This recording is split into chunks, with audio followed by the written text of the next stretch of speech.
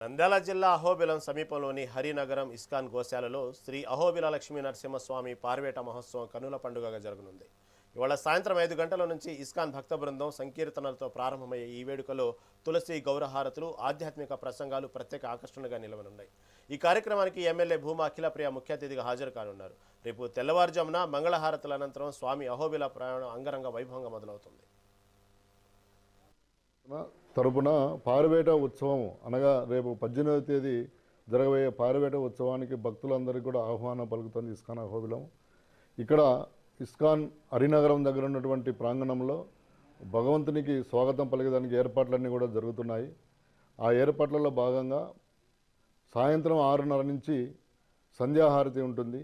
ఆ తర్వాత ఇస్కాన్ సన్యాసుల వారిచే భగవద్గీత, భాగవతం ప్రవచనాలు ఉంటాయి.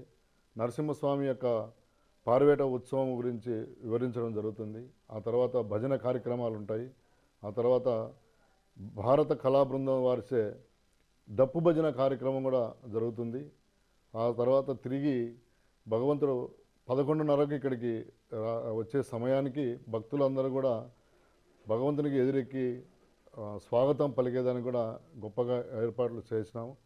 సో ఈ యొక్క అవకాశాన్ని భక్తులందరూ కూడా ఉపయోగించుకొని భగవంతునికి గొప్పగా స్వాగతం పలుకుతూ ఆయన వచ్చిన తర్వాత భక్తులు అందరూ కూడా భజనలు అందరూ కూడా పాల్గొని భగవంతుని యొక్క ప్రసాదాన్ని స్వీకరించి ఈ యొక్క ప్రాంగణాన్ని వదలవలసినగా కోరుచున్నాను.